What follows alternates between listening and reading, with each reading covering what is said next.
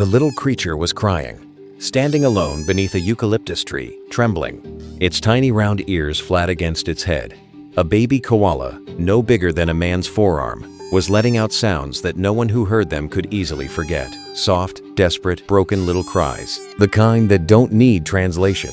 And then it saw him.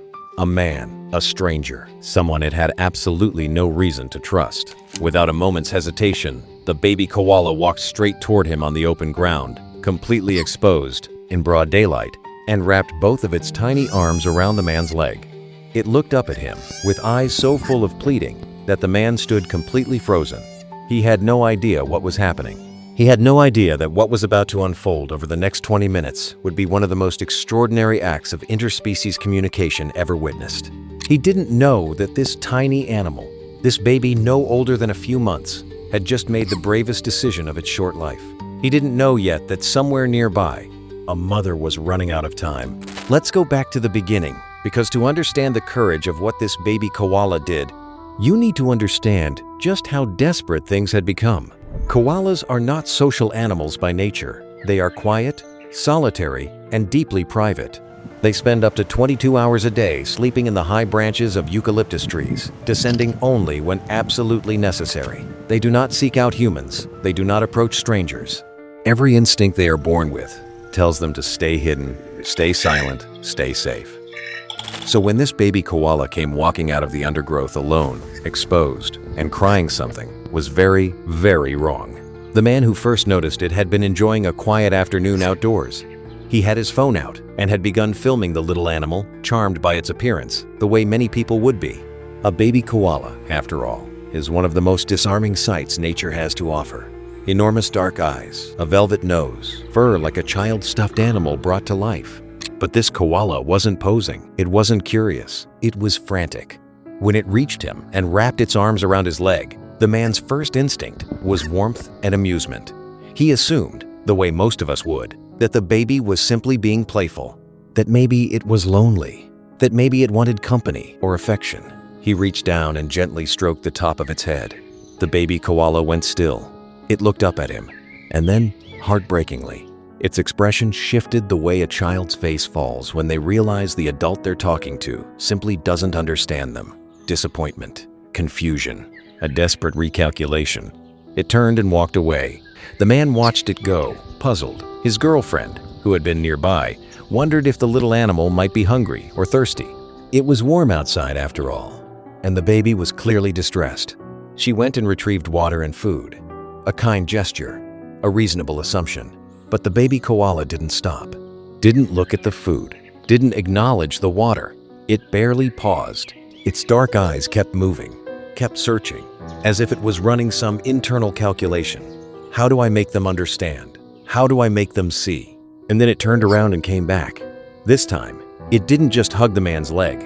It reached up with both paws and took his hand gently, deliberately, the way a small child takes a parent's hand when they want to be led somewhere.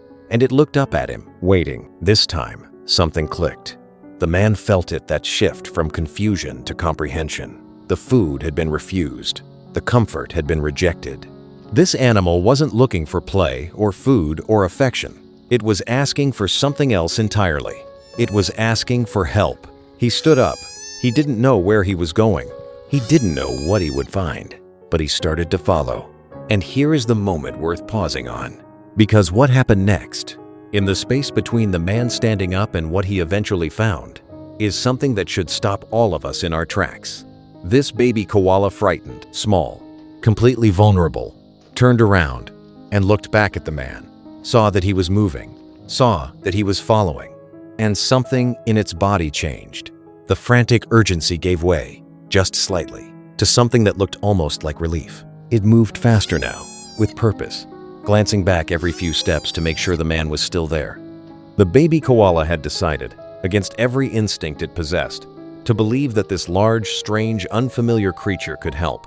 And the man, to his enormous credit, had decided to believe the koala knew something he didn't. And as the man followed this tiny ambassador through the grass, step by step, something in him understood the weight of what was being asked. He kept pace. He didn't rush. He followed. 10 minutes later, they found her. The mother koala, was tangled in a soccer goal net, the kind left outdoors in backyards and public parks, innocent-looking to human eyes and lethal to wildlife. She had become hopelessly ensnared, the thin cords twisted around her limbs and body in a way that prevented her from moving in any direction without tightening the trap further. She was exhausted. She had been struggling for who knows how long, and she was completely, utterly stuck. The man stopped walking. The pieces fell into place all at once. The crying, the clinging, the refusal of food, the desperate hand-holding, the leading, all of it. Every strange and urgent behavior that had confused him suddenly made perfect, heartbreaking sense. The baby hadn't been lonely. The baby hadn't been hungry. The baby had watched its mother become trapped, had realized it could not free her alone, and had gone looking for help. It had approached a human, the most frightening thing in its small world, and had tried again and again in every way it could think of to communicate a single desperate message: "My mother needs you. Please, follow me." His girlfriend didn't hesitate. She ran for a pair of scissors. What happened in the next 10 minutes was quiet and careful and profound. The woman knelt beside the mother koala and began to cut. And here is the thing that will stay with you long after this story ends. The mother koala let her. This wild animal, exhausted and frightened and in pain, held still. When the woman came close, she didn't thrash or scratch or cry out.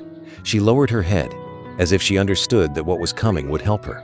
Strand by strand, the net came free. 10 minutes after they began, the mother koala stepped out of the last loop of cord and onto solid ground. For a moment, she was still. Then, as if remembering something urgent, she turned and she ran. She ran straight to her baby. The baby koala, who had waited and watched the entire rescue, bounded toward her. And when they reached each other, the baby climbed up and pressed itself into its mother's fur, holding on with every ounce of strength in its tiny body. The mother curved around it, and they were whole again. The man walked with them for another 10 minutes, just to be sure, just to see them safely away from the roads and the nets and the dangers of open ground. And then the mother koala stopped. She turned around. She looked at him, this stranger who had followed a small and desperate guide through the grass, and she held his gaze for a long, quiet moment. Maybe she was saying thank you. Maybe she was saying we're all right now. Maybe she was saying both. Maybe she was saying something that human language doesn't have a word for. And then she turned, with her baby clinging to her back, and walked home. Animals feel more than we give them credit for. They love more than we remember.